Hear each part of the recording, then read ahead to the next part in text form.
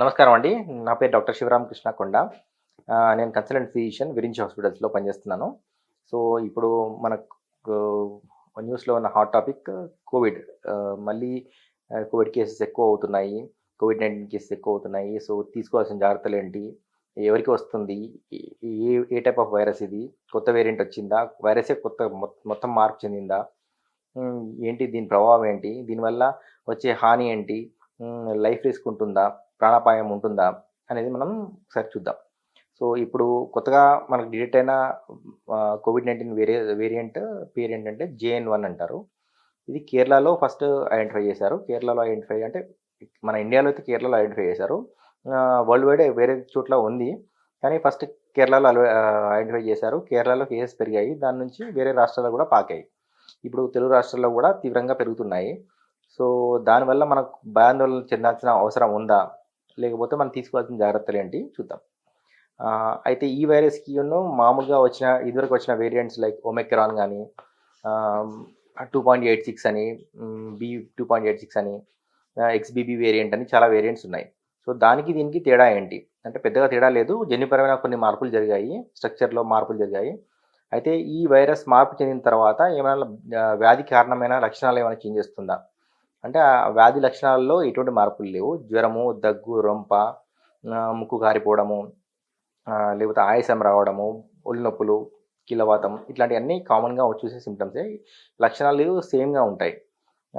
అయితే మరి రొటీన్‌గా సీజనల్‌గా వచ్చే జలుబు, దగ్గు గానీ, లేకపోతే ఈ కోవిడ్‌కి వ్యత్యాసం ఏమైనా ఉందా అంటే పెద్దగా తేడా ఏమి ఉండదు.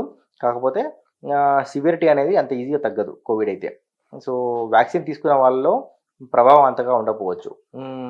ఎవరైతే 3 డోసులు తీసుకున్నారో, ఫస్ట్ డోస్, సెకండ్ డోస్ ఇంకా బూస్టర్ డోస్ కూడా తీసుకున్నారో వాళ్ళలో దుష్ప్రభావం ఎక్కువగా ఉండదు. తీసుకున్న వాళ్ళు ఎవరైనా ఉంటే వాళ్ళు జాగ్రత్త పడాలి. అయితే ఈ కోవిడ్-19 వైరస్ ఏదైతే కొత్త వేరియంట్ ఉందో జేఎన్-1 వేరియంట్ ఇది స్ప్రెడ్ కాకుండా, ఇది వ్యాపించకుండా తీసుకోవాల్సిన చర్యలు ఏంటి అంటే, ఇదివరకు మనం కోవిడ్ ఎరాలో చూసాం. హ్యాండ్ వాషింగ్, మాస్క్ ధరించడము, భౌతిక దూరాన్ని పాటించడము ఇలాంటివన్నీ చేయాలి. Especially mask. ఎప్పుడు బయటికెళ్ళినా గానీ మనకు దగ్గు, జలుబు ఉన్నా లేకపోయినా మాస్క్ ధరించడం శ్రేయస్కరం. మనకు ఒకవేళ ఉంటే ఆల్రెడీ కోవిడ్ వచ్చి ఉంటే మనం వేరే వాళ్ళకు వ్యాపించకుండా కాపాడుతాం. అదే ఒకవేళ రాని వాళ్ళు ఎవరన్నా మనకు రాలేదనుకుంటే ఖచ్చితంగా మనల్ని మనం కాపాడుకుంటాం వేరే వాళ్ళ నుంచి. సో, మనం భౌతిక దూరాన్ని పాటించడము ఇలాంటివి చేయడం చాలా ఇంపార్టెంట్. పబ్లిక్ గ్యాదరింగ్స్ చాలా ఉంటాయి. క్రిస్మస్ సెలబ్రేషన్స్ ఉంటాయి. లేకపోతే న్యూ ఇయర్ సెలబ్రేషన్స్ ఉంటాయి. ఇట్లాంటి చాలా సెలబ్రేషన్స్ ఉంటాయి ఈ టైంలో. వాటిల్లో యాక్టివ్‌గా పాల్గొనడం అంటే సంక్రాంతి కూడా వస్తుంది ఇప్పుడు. సంక్రాంతి టైం కూడా వస్తుంది. కాబట్టి సంక్రాంతి టైంలో ఊళ్ళలోకెళ్ళడము, చుట్టాల బంధువులతో కలవడము, చాలా సెలబ్రేషన్స్ చేసుకుంటారు. కోడిపందాలంటారు. కొన్ని చాలా ఇలాంటివి జరుగుతుంటాయి. సో, గ్యాదరింగ్స్ చాలా ఎక్కువగా ఉంటాయి.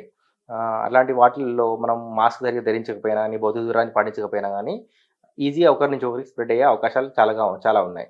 అయితే ఎవరికి ఎక్కువ రిస్క్‌గా ఉంటుంది? ఎవరికి ఎక్కువ తీవ్రమైన దుష్ప్రభావం చూపిస్తుంది అంటే, ఎవరైతే వ్యాక్సిన్ తీసుకొని వారు ఉన్నారో, వ్యాక్సిన్ ఇదివరకు ఎప్పుడు తీసుకోలేదు, ఒక్క డోస్ కూడా తీసుకోలేదు, అట్లాంటి వాళ్ళు కూడా ఉన్నారు కొంతమంది. సో, వాళ్ళకి చాలా దుష్ప్రభావం చూపించే అవకాశం ఉంది. సో, తీసుకోకపోతే వెంటనే మీ దగ్గరలో ఉన్న వ్యాక్సిన్ సెంటర్‌కెళ్ళి వ్యాక్సిన్ తీసుకోవడం శ్రేయస్కరం. ఒకవేళ ఎవరైనా ఒక డోస్ తీసుకున్నారు, రెండో డోస్ తీసుకోలేదు, లేకపోతే బూస్టర్ తీసుకోలేదు అంటే ఆ డోస్ వెంటనే తీసుకుంటే బెటర్. బూస్టర్ డోస్ తీసుకున్న వాళ్ళు కూడా బూస్టర్ డోస్ తీసుకుంటే మనకి ఇమ్యూనిటీ అనేది వస్తుంది. సో, వ్యాక్సిన్ తీసుకోవడం శ్రేయస్కరం. అది కాకుండా వ్యాక్సిన్ తీసుకున్నా గానీ దుష్ప్రభావం చూపించే అవకాశం ఎవరిలో ఉందా అంటే వృద్ధుల్లో ఇమ్యూనిటీ లెవెల్స్ తక్కువగా ఉంటాయి. లేకపోతే వాళ్ళలో ఇమ్యూన్ డిజార్డర్స్ అని ఉంటాయి కొన్ని. మధుమేహం గానీ, లేకపోతే ఆటో ఇమ్యూన్ డిజార్డర్స్ అని ఉంటాయి. వాటిలో ఇమ్యూనిటీ తక్కువ ఉంటాయి. లేకపోతే మందుల వల్ల కూడా ఇమ్యూనిటీ తగ్గిపోతుంది.